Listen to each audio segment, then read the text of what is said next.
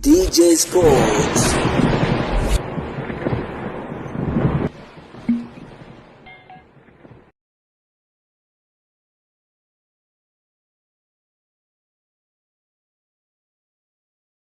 Bwana, hii ni Sport Update. Hapo awali niliweza kukusogezea moja kati ya taarifa kubwa ambayo ilikuwa ikimhusisha Azizi Stefano Ki kusaini kunako klabu ya soka ya Young African, lakini punde si punde moja kati ya taarifa kubwa kweli kweli kutoka kwenye klabu ya soka ya wekundu wa Msimbazi Simba, hasa mara baada ya kuja na comeback ya nguvu kweli kweli. Na hii ni moja kati ya taarifa kubwa kabisa ambayo inamhusisha Azizi Stefano Ki, hasa mara baada ya kuweza kusaini kuitumikia klabu ya wekundu wa Msimbazi Simba. Simba wameweza kumsainisha Azizi Ki katika msimu wa mwaka 2026 2027, huku ikiwa ndiyo comeback ya nguvu ama usajili bora katika majira haya ya kiangazi kwa upande wa klabu ya wekundu wa Msimbazi Simba. Simba ambayo ilikuwa ikitafuta kiungo mshambuliaji. Awali akili yao ilikuwa imebezi kwa Faisal Salim, mchezaji wa klabu ya soka ya Azam. Hasa mara baada ya kufeli kwa Faisal Salim, Simba Sports Club iliweza kutumia akili nyingi kuhakikisha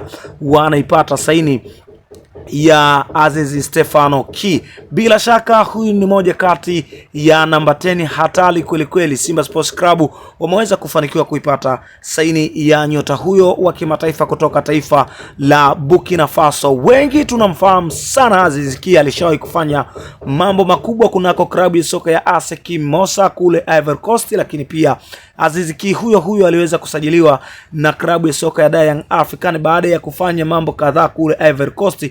Young African waliweza kumsainisha nyota huyo, lakini tuliweza kuona kwamba alikuja kuwasha moto wa ajabu kwelikweli kunako klabu ya Young African. Baada ya kuwasha kwa takriban misimu kadhaa kunako klabu ya soka ya Young African, klabu ya soka ya Wydad Casablanca iliweza kumuona Azizi Ki na kuweza kumsainisha nyota huyo, lakini tuliweza kuona kwamba mambo kadha yaliweza kujili. Tuliweza kuona kwamba performance na mfumo wa Wydad Casablanca uliweza kumkataa Azizi Ki, na hivyo Azizi Ki aliweza kutolewa kwa mkopo na kuelekea kule Libya. Lakini so far tuliweza kuona kwamba Azizi Ki ameweza kurudi hapa Tanzania, na tuliweza kuona kwamba alikuwa bega kwa bega na klabu ya soka ya Young African, lakini upepo ghafla umegeuka na